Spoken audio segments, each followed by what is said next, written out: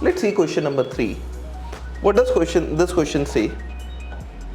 That a body is released from the top of a tower of height h. It takes t seconds to reach ground. Where will it be at t by 2 seconds? So if a body, let's say, starts from the top of a building and then falls down, then in t seconds it comes down by a displacement s, which is minus of h.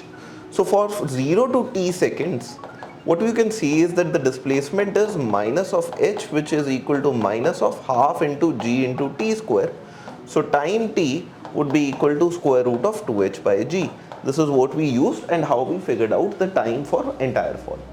Now what he's asking is that where will the guy be at 0 to t by 2?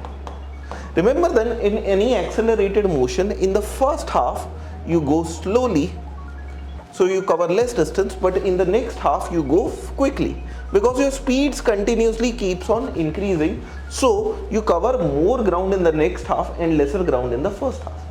So if you check for displacement equal to t by 2, you have to simply put your time as half of this time, and in that case displacement would be minus of half into g into t square by 4. T by 2 ka whole square would become t square by 4. So this is minus g by 8 into t square would be equal to 2h by g.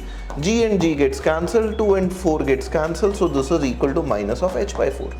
So if the entire journey takes h displacement, then in half of the time you will basically go down only by h by 4. So you would be at 3h by 4 from ground, and in the next half you would cover that 3h by 4. So at t by 2 you would not be at h by 2, instead you would be at 3h by 4 from ground. That's how we solve this question.